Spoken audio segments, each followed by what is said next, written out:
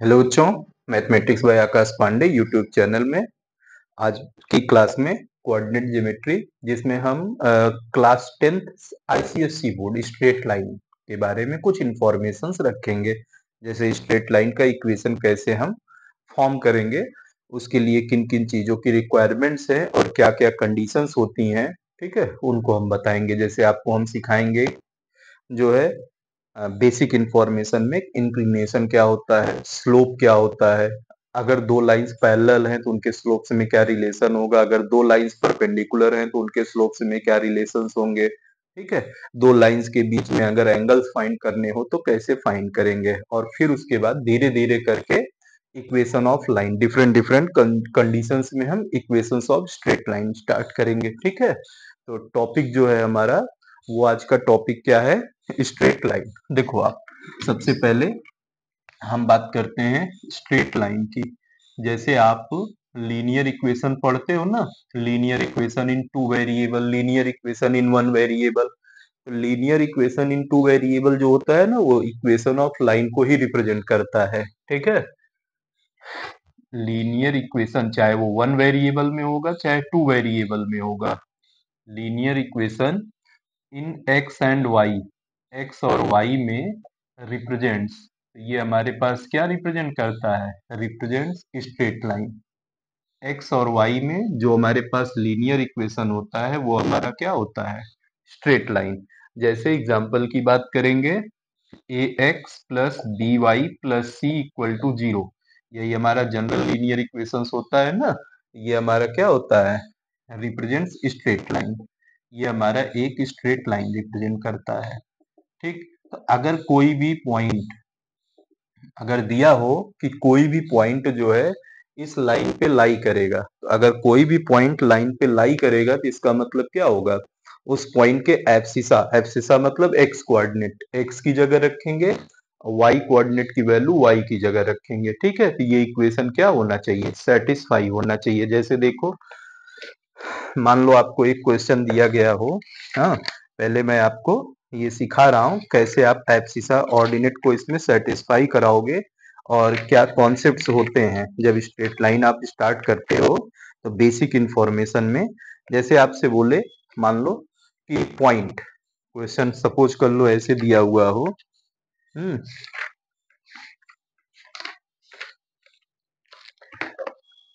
जैसे आपसे बोल दे द लाइन, क्वेश्चन है, क्वेश्चन द पॉइंट, पॉइंट क्या दिया गया है, 3, -k, the point 3, -k lie on line, ये लाइन पे लाई कर रहा है। कौन सी लाइन पे लाई करने के लिए बोल रहा है, लाइन 9x, ठीक है, +4y, 9x +4y equal to 3, ठीक। द पॉइंट इतना, फाइंड वैल्यू ऑफ k, तो आपसे कह रहा है कि k की वैल्यू फाइंड करो, कि k की क्या वैल्यू होगी, ठीक है। देखो अब इधर ये बोल रहा है कि ये जो 3, -k पॉइंट है ये इस लाइन पे लाई कर रहा है, तो k की वैल्यू, अब जब ये पॉइंट इस लाइन पे लाई करेगा तो एब्सिसा इसका 3 है, x की जगह 3 रखेंगे, y की वैल्यू -k है तो k रख देंगे, बाकी ये इक्वेशन सेटिस्फाई करेगा। जब सेटिस्फाई करेगा तो वहां से सॉल्व करने पे हमारे पास k की वैल्यू आएगी। तो इसके सॉल्यूशन में जब जाओगे तो लिखोगे एज पॉइंट, कौन से पॉइंट की बात करेंगे, 3, -k लाई ऑन, ये कहां पे लाई कर रहा है, 9x +4y equal to 3, then अब क्या आ जाएगा हमारे पास, देखो 9 into 3 +4 into -k equal to 3, तो 9 3 जा 27, -4k इक्वल टू 3 आएगा। यहाँ से -4k इक्वल टू 3 -27, जब 3 -27 करोगे तो यहाँ से सॉल्व करोगे तो -4k इक्वल टू -24, तो k की वैल्यू निकालोगे 6 आ जाएगा, ठीक है। मतलब k की वैल्यू 6 के लिए जो गिवन पॉइंट था 3, -k वो गिवन लाइन पे लाई करेगा, ठीक है। ये तो आपका बेसिक कॉन्सेप्ट हुआ, मतलब कैसे कोई पॉइंट किसी लाइन पे लाई करता है, ठीक है। अब क्या होगा ना, मेनली जो इससे क्वेश्चंस बनेंगे हमारे पास, मेन जो इस टॉपिक का कॉन्सेप्ट है कैसे स्ट्रेट लाइन का इक्वेशन हम फाइंड करेंगे। ठीक है, इक्वेशन ऑफ लाइंस फाइंड करने से पहले कुछ बेसिक इंफॉर्मेशन हैं जिसको हम लोग जानेंगे। तो देखो वन बाय वन हम लोग सीखते हैं। ठीक है, ये आईसीएससी बोर्ड क्लास 10th में है, सीबीएसई बोर्ड में ये जो है आपके पास क्लास 11th में मिलेगा। आईसीएससी में भी क्लास 11th फिर से यहीं से स्टार्ट किया जाएगा। मैं बार बार बता रहा हूँ कि ये सीबीएसई आईसीएससी दोनों में क्लास 11th में है, बट क्लास 10th में भी आईसीएससी में थोड़ा सा बेसिक इंट्रोडक्शन इसका है। देखो अब तो सबसे पहला काम हम किसी लाइन का इंक्लिनेशन फाइंड करेंगे। क्या फाइंड करेंगे? Inclination of a line.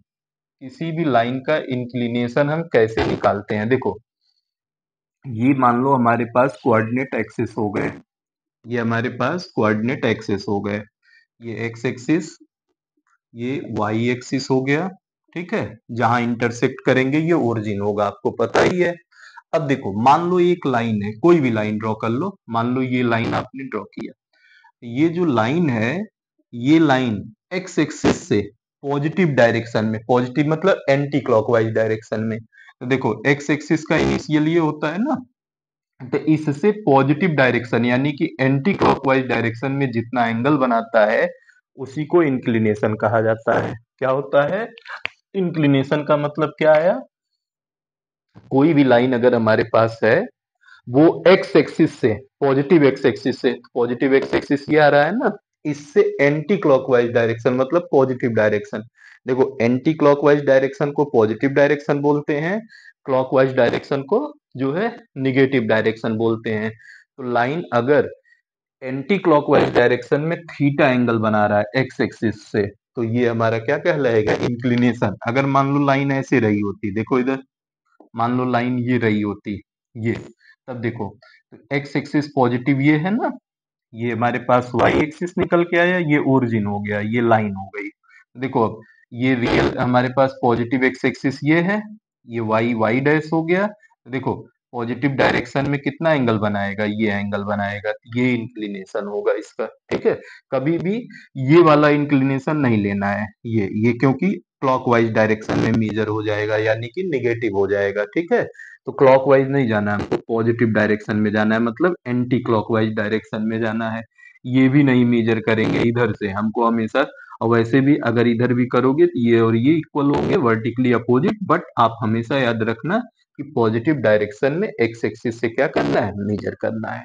तो इंक्लिनेशन ऑफ लाइन क्या होगा? If a line makes an angle theta, देखो if a line makes an angle theta with positive direction of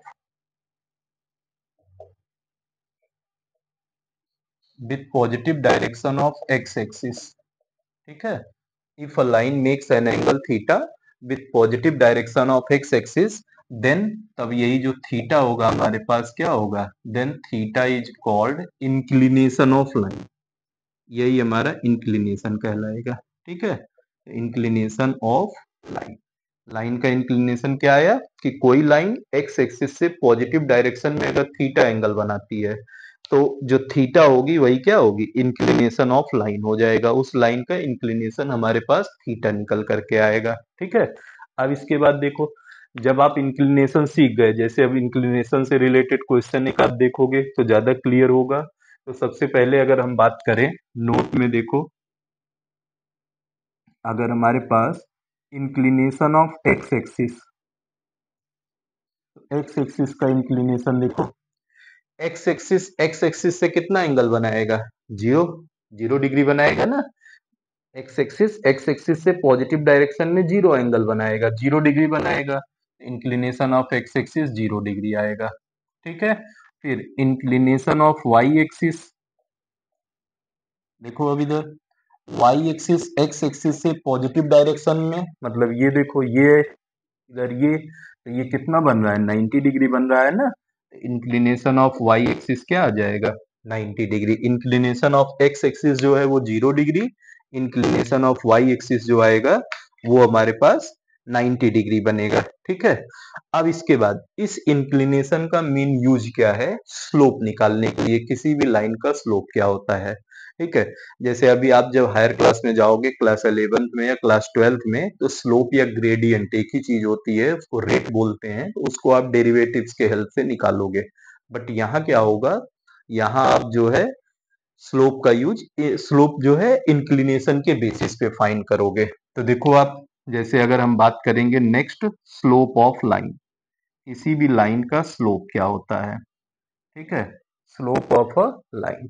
तो अगर किसी भी लाइन का इंक्लिनेशन आपको पता है, तो उस इंक्लिनेशन में टेन, टेन मतलब ट्रिग्नोमेट्री वाला टेन अप्लाई कर दोगे, तो वो आपको क्या दे देगा, स्लोप दे देगा। ठीक है, देखो इधर, इफ अ लाइन, ठीक, if the inclination of line, ऐसे कर दोगे, if the inclination of line is theta, if the inclination of line is theta, then its slope, इसका जो स्लोप आएगा, स्लोप इज टेन थीटा। ठीक, और स्लोप को हम डिनोट कैसे करते हैं, it is denoted by, it is denoted by M. That is हमारे पास क्या निकल करके आएगा, अगर हम एम से रिप्रेजेंट कर रहे हैं स्लोप को, तो स्लोप क्या आएगा हमारे पास, M equal to tan theta. तो अगर हमको इंक्लिनेशन पता रहेगा तभी हम स्लोप निकाल पाएंगे, अगर इंक्लिनेशन नहीं पता है तो हम स्लोप फाइंड नहीं कर पाएंगे। ठीक है, तो हमारे पास किसी भी लाइन का स्लोप निकालने के लिए क्या चाहिए होता है, इंक्लिनेशन चाहिए होता है। ठीक है, लाइन का अगर इंक्लिनेशन है, तो इंक्लिनेशन जब हमारे पास निकल करके आएगा, अगर हमने मान लिया कि इंक्लिनेशन थीटा है, तो स्लोप कितना हो जाएगा, टेन थीटा। और टेन की वैल्यू जानते हो, ठीक, कुछ पर्टिकुलर वैल्यूज के लिए आपको वैल्यूज पता भी है, 0 degree, 30 degree, 45 degree, 60 degree, 90 degree, trigonometry में पढ़े हो। ठीक है, उनका यूज करना रहेगा हम लोगों को। तो स्लोप ये हो गया। अब देखो होगा क्या, जैसे स्लोप आपने सीख लिया, हाँ, स्लोप आपने सीखा कि अगर थीटा इंक्लिनेशन है, तो स्लोप जो है टेन थीटा होगा। और आपने ये पढ़ा कि एक्स एक्सिस का इंक्लिनेशन क्या होता है। अब देखो यहाँ नोट में आपके पास चीजें आ जाएंगी, क्या मिलेगा नोट में, देखो नोट में आएगा स्लोप ऑफ एक्स एक्सिस, क्या आएगा, स्लोप ऑफ एक्स एक्सिस। तो देखो एक्स एक्सिस का इंक्लिनेशन 0 डिग्री होता है, तो ये क्या होगा, टेन जीरो, और पता है टेन जीरो की वैल्यू 0 होती है। दूसरा देखो, स्लोप ऑफ वाई एक्सिस, अगर हम बात करेंगे वाई एक्सिस के स्लोप की, तो आपको पता है वाई एक्सिस जो है एक्स एक्सिस से 90 डिग्री बनाती है, मतलब इंक्लिनेशन 90 बनेगा। जब इंक्लिनेशन 90 होगा, स्लोप कितना हो जाएगा, टेन 90।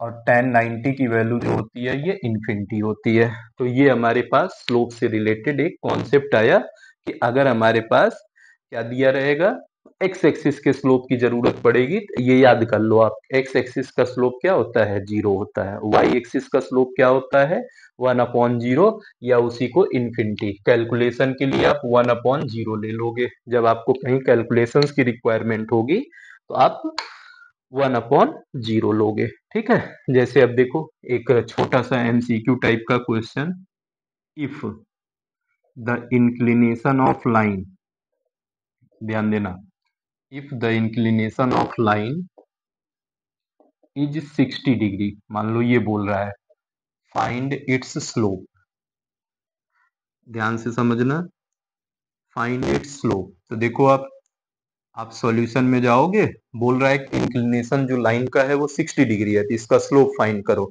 तो आपके पास थीटा गिवन है, थीटा कितना हो गया, 60 डिग्री।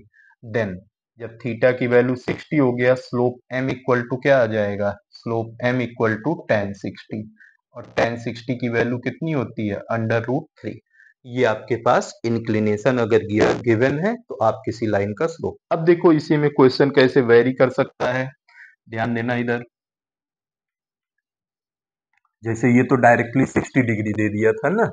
अब देखो थोड़ा सा क्वेश्चन को हम कॉम्प्लिकेट करते हैं, मतलब इंक्लिनेशन निकालने के लिए बोल देगा, और फिर उसके बाद जो है तब आपको स्लोप निकालना होगा। जैसे मान लो क्वेश्चन में दिया गया है,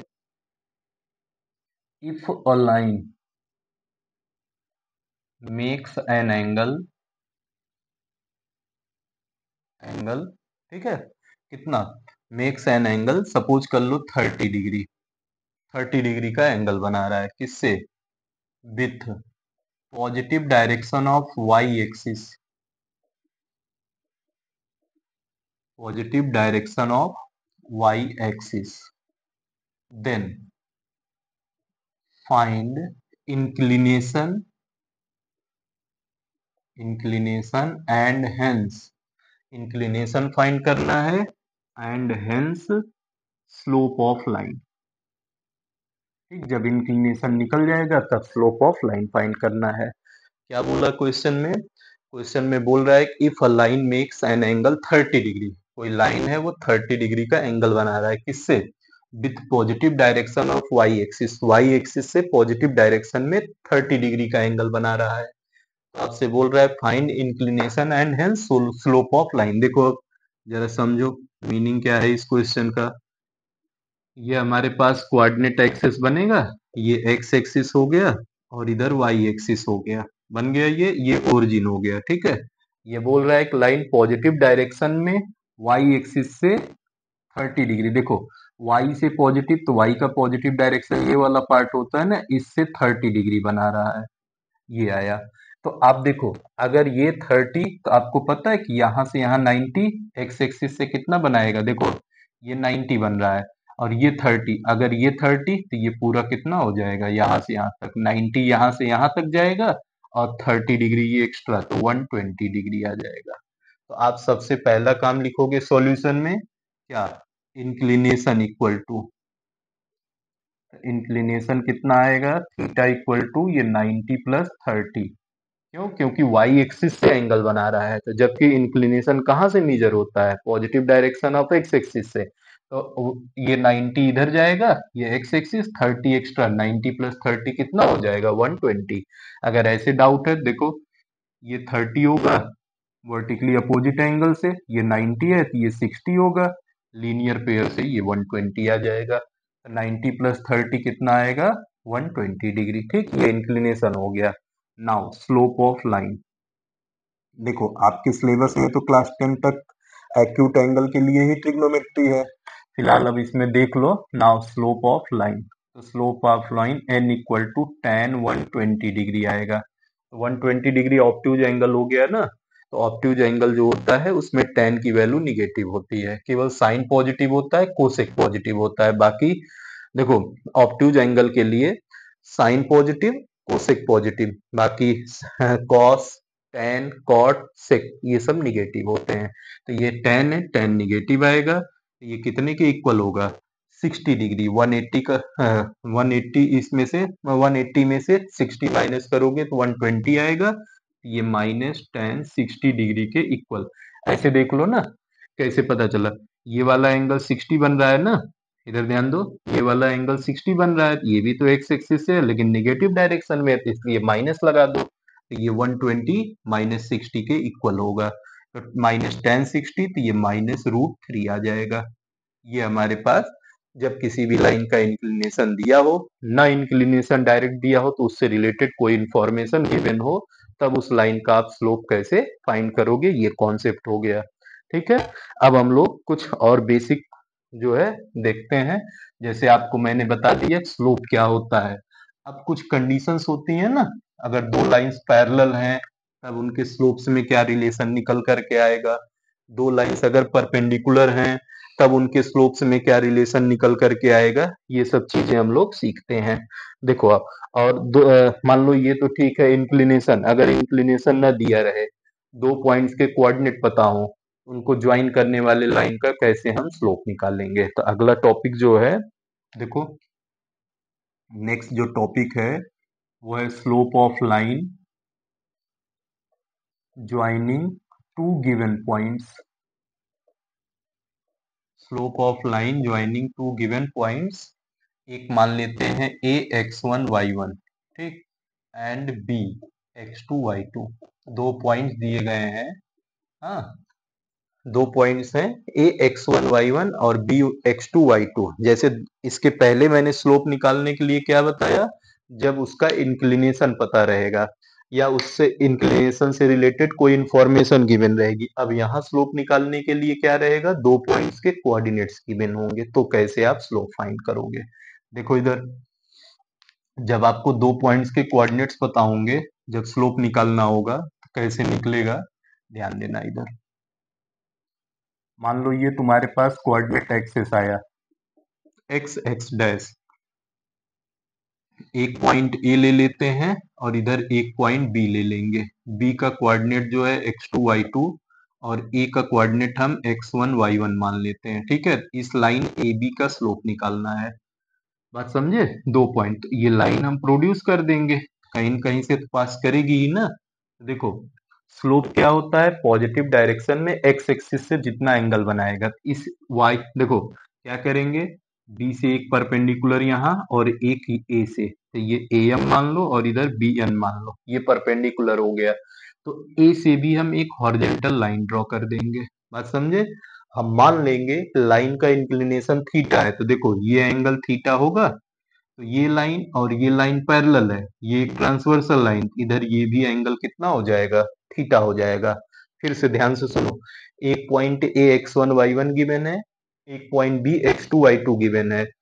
तो ए बी को जब हम प्रोड्यूस किए तो एक्स एक्सिस पे मान लो यहाँ कट किया, तो हम मान ले रहे हैं कि लाइन का इंक्लिनेशन थीटा है। तो देखो ये एक्स एक्सिस से ये लाइन पॉजिटिव डायरेक्शन में यहाँ पे थीटा एंगल बनाएगी। तो ए पॉइंट से हम एक हॉरिजॉन्टल लाइन ड्रॉ करते हैं, जब हॉरिजॉन्टल ड्रॉ करेंगे ना तो ये बी एन पे परपेंडिकुलर हो जाएगा। तो ये जो एंगल बी ए, यहाँ मान लो पी, ये जो एंगल बी ए पी आएगा ना, ये हमारा क्या होगा, थीटा हो जाएगा। इसी थीटा की वैल्यू अगर हमको मिल जाएगी तो हम टेन थीटा निकाल देंगे, स्लोप निकल आएगा। अब देखो टेन थीटा क्या होता है, जैसे पढ़े हो ना trigonometry, tan theta perpendicular upon base. इसके लिए परपेंडिकुलर ये है, बेस ये है, इसकी वैल्यू और इसकी वैल्यू चाहिए। देखो बहुत आसान है, यहां से यहां तक x1 होगा, बताया हुआ हूं ना। एक्सिस किसी पॉइंट का क्या होता है, y एक्सिस से लेकर के उस पॉइंट तक का परपेंडिकुलर डिस्टेंस। तो देखो y एक्सिस से यहां तक का परपेंडिकुलर, और इसका एक्सिस x2 है, तो ये वैल्यू यहां से यहां तक x2। देखो ये पूरा x2 है, ये x1 है, तो यहां से यहां तक कितना हो जाएगा, x2 माइनस x1 हो जाएगा, और वही वैल्यू यहाँ आएगी x2 माइनस x1, ये निकल करके आया। ठीक, फिर उसके बाद देखो ये पूरी वैल्यू यहां से लेकर के यहां तक कितना होगी, y2 माइनस y1, और ये वैल्यू कितनी है, ये हमारे पास y1 है। जब ये y1 है तो ये भी y1 होगा। ठीक, जितना ये, तो अब अगर हम यहां से यहां निकाल, देखो ये y1 हो गया, यहां से यहां तक y1 है। ठीक, अब ये पूरा y2 माइनस y1 है, तो ये वैल्यू हमारे पास, सॉरी ये पूरी वैल्यू y2 है, पूरा यहाँ से यहाँ तक y2, ये y1 है, तो ये वैल्यू निकल करके y2 माइनस y1 आ जाएगा। अब tan थीटा कितना हो जाएगा, देखो tan theta perpendicular upon base, तो परपेंडिकुलर मतलब bp अपॉन बेस की वैल्यू कितना है, ap, तो bp की वैल्यू जो है y2 माइनस y1 आएगा अपॉन ap की वैल्यू x2 माइनस x1 आएगा। तो जब आपके पास दो पॉइंट्स के कोऑर्डिनेट्स पता हो, तो अगर स्लोप आपको फाइंड करना होगा तो आप क्या करोगे, ये आएगा डिफरेंस ऑफ एब्सिसा,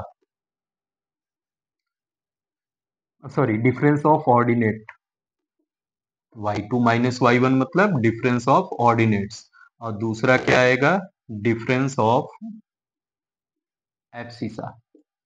ठीक, तो आपके पास अगर दो पॉइंट्स गिवन हो, एक पॉइंट x1 y1 और एक पॉइंट x2 y2 हो, तो अगर स्लोप निकालना होगा तो y2 minus y1 upon x2 minus x1 का कॉन्सेप्ट आप अप्लाई करोगे। ठीक, उम्मीद है समझ में आ गया होगा। ऐसे करते हुए जब दो पॉइंट्स गिवन होंगे तब उसका लाइन का स्लोप निकालने का कॉन्सेप्ट है। जैसे आप एक क्वेश्चन देखोगे इससे रिलेटेड, तब ज्यादा क्लियर होगा। जैसे आपसे क्वेश्चन में बोले, find slope of line, find slope of line passing through the points,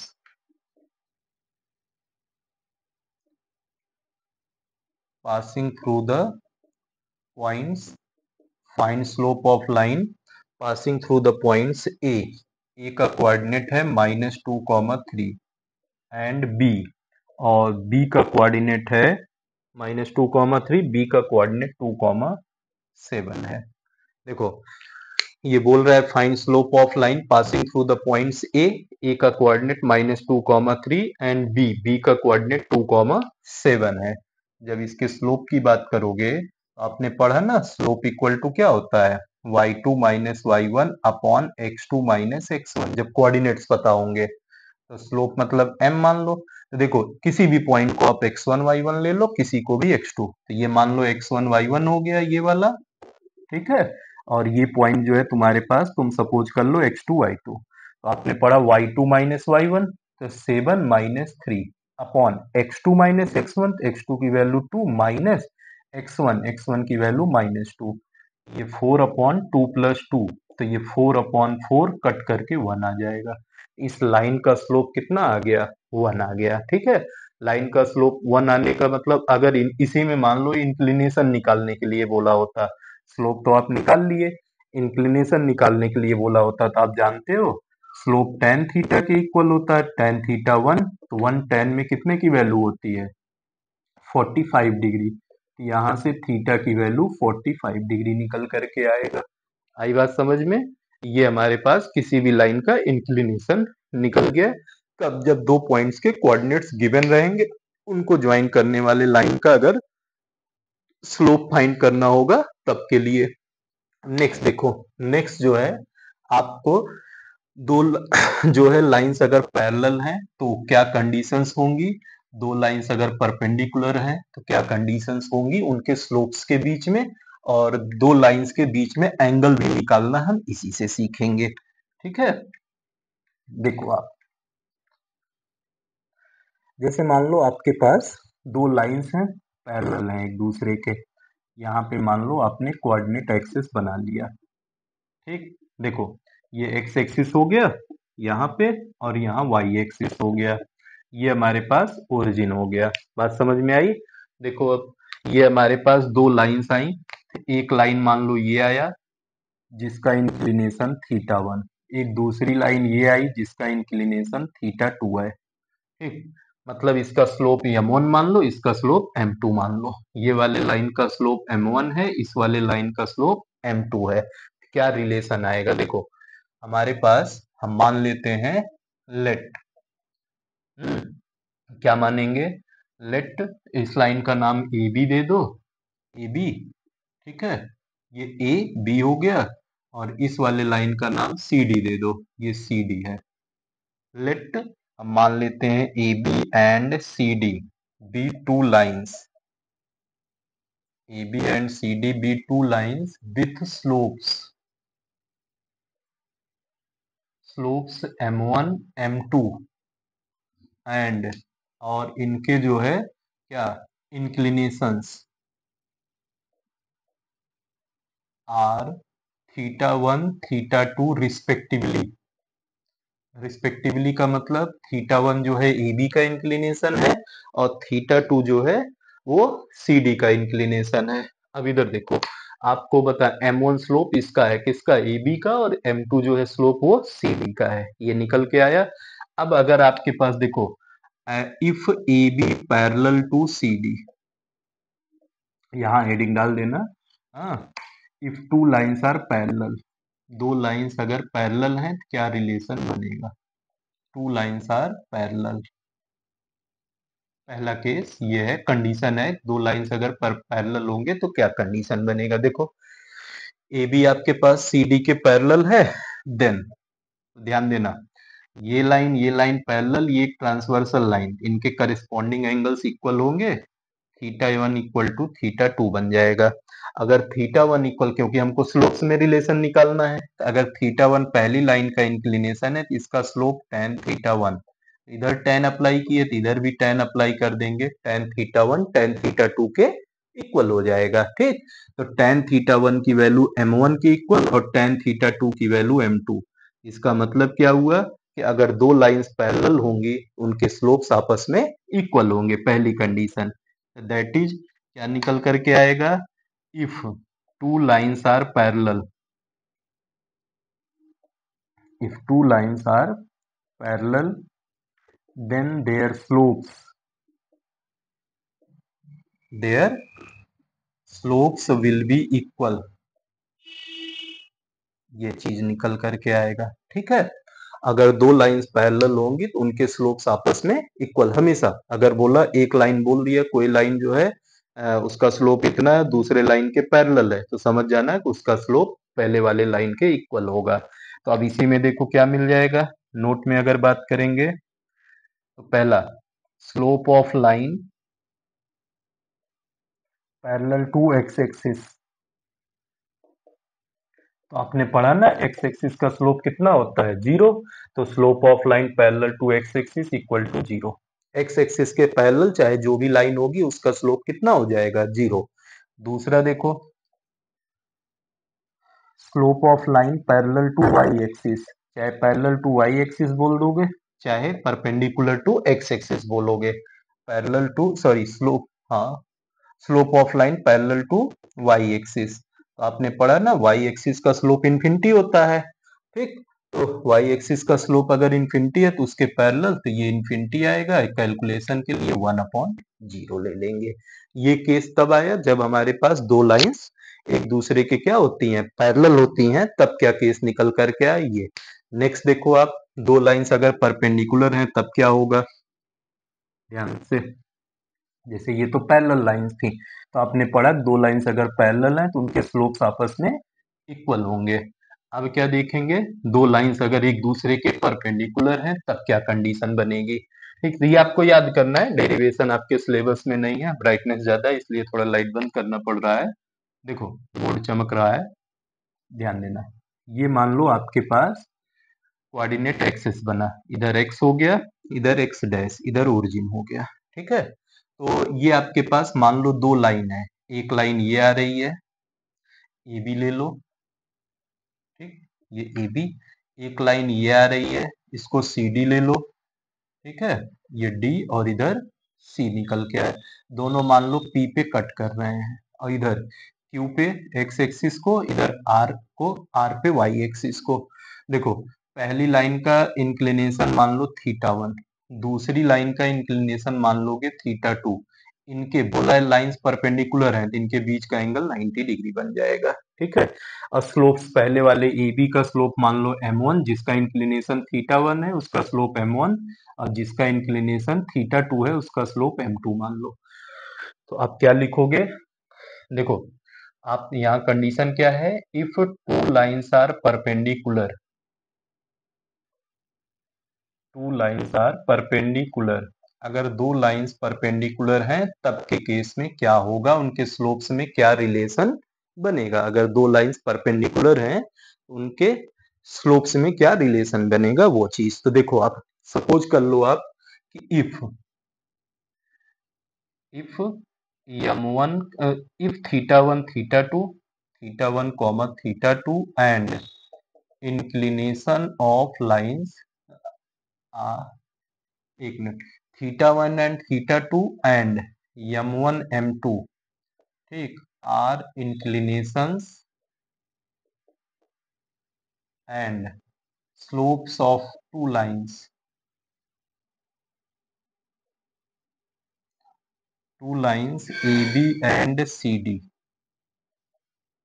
to lines A B and C D, A B और सी डी के इंक्लिनेशन थीटा 1 थीटा 2 और स्लोप्स जो हैं वो m1 m2 हैं, ठीक है। तो आपको निकालना क्या है, इनमें क्या रिलेशंस होंगे, ठीक है। And C D, A B and C D perpendicular, which are perpendicular, ये दोनों परपेंडिकुलर हैं, ध्यान से समझो। अब अगर हम बात करें परपेंडिकुलर, यहाँ देख लो फिगर में दिया गया as shown in figure. Derivation आपके सिलेबस में नहीं है लेकिन आप जानते रहो आया कैसे। देखो अब इधर तुम्हारे पास क्या मिला, ये पूरा तुमने माना let A B and C D meet. देखो अब इधर let A B and C D intersect at P and meets x axis at Q and R, then क्या मिलेगा हमारे पास, देखो angle P Q R equal to theta 1 and angle, देखो P Q R की वैल्यू थीटा 1 होगा, angle P R x ये हमारे पास थीटा 2, क्योंकि इंक्लिनेशन हमने लिया पॉजिटिव डायरेक्शन में ही लेंगे तो यही बनेगा इंक्लिनेशन। एक्स थोड़ा सा बढ़ा लेते हैं, इधर कर लेते हैं, चल ये देखो इसका इंक्लिनेशन थीटा 2 था तो यहाँ तक जाएगा। एंगल। और नेक्स्ट क्या हो जाएगा, क्योंकि लाइन से ए बी और सी डी जो है पी पे मिल रहे हैं, इनके बीच का angle angle Q P R. ये हमारे पास 90 डिग्री बन गया एंगल क्यू पी आर। अब देखो सीधे फिगर से देखो आप क्या मिलेगा आपको फ्रॉम फिगर। जब फिगर की बात करेंगे, इसमें देखो ये थीटा टू एक्सटीरियर एंगल है ना। आप प्रॉपर्टी जानते हो, जो एक्सटीरियर एंगल होता है वो अपोजिट इंटीरियर एंगल्स के सम के इक्वल होता है। तो एक्सटीरियर फ्रॉम फिगर आपके पास क्या मिलेगा, theta two equal to 90 plus theta one. देखो theta two equal to 90 plus theta one, तो थीटा वन इधर भेज दो या इधर ही इसको रहने दो, इसको जो है क्या किसी एक को शिफ्ट करो। देखो आपको क्या मिला, थीटा टू जो है 90 प्लस थीटा वन, तो 90 प्लस थीटा वन फिर से ऑप्टिव्ज आ गया। ध्यान देना इधर। अब स्लोप निकालना है, टेन अप्लाई कर दो। Tan theta two equal to tan 90 plus theta one. अब देखो 90 प्लस थीटा वन फिर से ऑप्ट्यूज आ गया ना। तो जब 90 प्लस थीटा होता है तो आपने पढ़ा हुआ है एक 90 डिग्री के साथ ऑपरेशन करने पे ट्रिग्नोमेट्रिक रेशियोज अपने कॉम्प्लीमेंट्री रेशियो में चेंज हो जाते हैं। तो यहाँ से क्या आ जाएगा, tan theta two equal to minus cot theta one, ये मिलेगा। तो ये सॉल्व करोगे, देखो आपको पता है टेन थीटा टू, क्योंकि रिलेशन जो होता है स्लोप का वो टेन से मिलता है। कॉट को आप minus one upon ten theta one लिख दोगे, ये इधर चला आएगा। तो देखो ये तुम्हारे पास tan theta two M two के इक्वल, क्योंकि दूसरी लाइन का स्लो इंक्लिनेशन थीटा टू था तो उसका स्लोप एम टू आएगा। पहली लाइन का इंक्लिनेशन थीटा वन, तो इसका slope minus one upon M one. तो यहाँ से M one into M two equal to minus one. ये क्या मिला, that is if two lines are perpendicular. Two lines are perpendicular, अगर दो लाइन्स परपेंडिकुलर हैं, ठीक, perpendicular, then product of their slopes, product of their slopes is minus one. तब उनके slopes का प्रोडक्ट माइनस वन होगा। ये दो केस आपके पास बनते हैं। एक क्या बनता है, जब लाइन्स एक दूसरे के पैरेलल होती हैं तो उनके स्लोप्स जो होते हैं वो इक्वल होते हैं। अब दूसरा क्या मिला, अगर दो लाइन्स परपेंडिकुलर हैं तो उनके स्लोप्स का प्रोडक्ट माइनस वन होता है। ठीक है, ये हमारे पास इतना काम जो है हमको करना रहेगा। अब एक चीज और जान लो स्लोप से रिलेटेड, अब जब हम लोग पढ़ रहे हैं तो पूरा का पूरा कॉन्सेप्ट स्लोप वाला हम लोग बना लेते हैं। जैसे दो लाइंस के अगर स्लोप्स पता है आपको तो उनके बीच का एंगल कैसे फाइंड करोगे। ठीक है, तो नेक्स्ट जो है आपके पास एंगल बिटवीन टू लाइंस, वो भी हम लोग यहीं पे देख लेते हैं। ठीक है, जैसे ये 90 डिग्री दिया था ना, इनके दोनों लाइंस के बीच में एंगल 90 डिग्री हो गया, यहाँ 90 नहीं रहेगा। मान लो यही आपको निकालना रहेगा, और ये स्लोप्स पता है आपको, इसका स्लोप थीटा वन, इसका स्लोप थीटा टू। तो ये लाइंस के बीच, अब देखो जब दो लाइंस इंटरसेक्ट करती हैं ना तो दो तरह के एंगल्स बनते हैं, एक ऑब्ट्यूज बनता है, एक एक्यूट बनता है। तो कोई एक निकालेंगे, बस हम एक्यूट वाला निकालेंगे। मान लो इन लाइंस के बीच का एंगल कितना आ रहा है, थीटा आ रहा है। ठीक है, तो यहाँ आपके पास क्या आएगा, angle between two lines. Next heading क्या है आपके पास, एंगल बिटवीन टू लाइंस। अगर दो लाइंस गिवन है तो उनके बीच में एंगल कैसे फाइंड करोगे। ठीक है, तो आप लिखोगे let theta be angle between two lines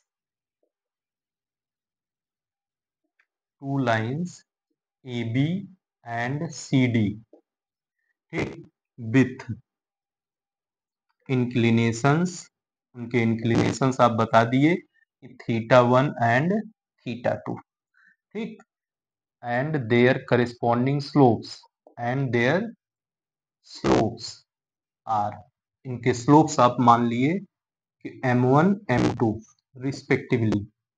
respectively मतलब ए बी का स्लोप जो है वो जो है m1 है, और सी डी का स्लोप जो है वो m2 हो गया। ठीक है, अब देखो सीधा सीधा फिगर बन गया ना, थीटा आपने एंगल माना हुआ है। तो नाउ फ्रॉम फिगर देखो क्या मिलेगा, ध्यान देना इधर।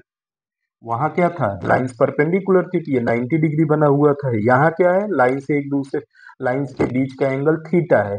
तो उस थीटा की वैल्यू कैसे निकालोगे ये चीज सीखेंगे हम लोग। ठीक है, स्लोप्स के रिस्पेक्ट में। तो देखो आप आपके पास क्या आएगा? फिर वही देखो, इस ट्रायंगल में ये जो थीटा टू है, ये थीटा वन है, ये थीटा टू एक्सटीरियर एंगल है, तो exterior angle opposite interior angles के सम के इक्वल होगा। तो थीटा टू जो है वो हमारा कितने के equal? Theta plus theta one के इक्वल आ रहा है, तो हमको थीटा निकालना है। तो थीटा की value theta two minus theta one होता है। ठीक है, ये क्लास 11th में जाओगे, ट्रिग्नोमेट्री में सम और डिफरेंस का रेशियो पढ़ोगे, वहां से मिलेगा, अभी केवल रट लेना। आपको एंगल निकालना है, आपको पता है थीटा वन थीटा टू अगर इंक्लिनेशन है, tan theta one tan theta two M one और एम टू हो जाएगा, तो दोनों साइड टेन लगा दोगे, तो टेन थीटा की value tan theta two minus theta one, तो ये फॉर्मूले से आएगा टेन थीटा टू, ये फॉर्मूला होता है टेन ए माइनस बी का, ये टेन थीटा वन अपॉन में one plus tan theta two into ten theta one. ठीक, तो टेन थीटा टू मतलब M two minus M one upon one plus M one M two. आप ये formula याद कर लेना, दो लाइंस के बीच में एंगल जो होता है इस फॉर्मूले से दिया जाता है। आप डेरिवेशन पे मत जाना, आप सीधे सीधे लर्न कर लेना। अगर दो लाइंस हैं, उनके स्लोप m1 और m2 हैं, तो उनके बीच का एंगल कैसे निकलेगा? tan theta equal to m2 minus m1 upon 1 plus m1 m2।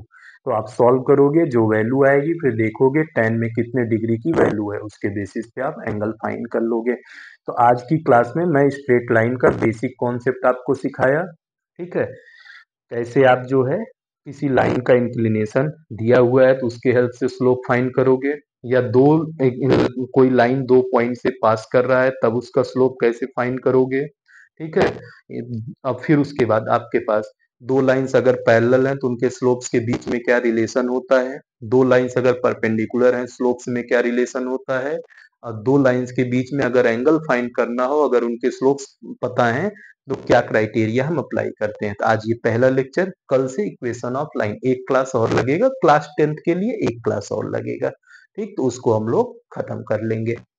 बात समझ में आई? तो आप जो है स्ट्रेट लाइन, ये बेसिक इंफॉर्मेशन अच्छे से पढ़ लेना, पूरा सारा कंडीशन जितना बताया हुआ हूँ, ताकि आपको जब कल equation of straight line start करें या इससे रिलेटेड न्यूमेरिकल्स कहीं आए तो आपको थोड़ा सा इजी लगे समझने में। ठीक है, वीडियो देखो, अच्छा लगे तो और लाइक करो और शेयर करो इसको। ठीक है, सब्सक्राइब करो, जो सब्सक्राइब नहीं किए वो सब्सक्राइब करो।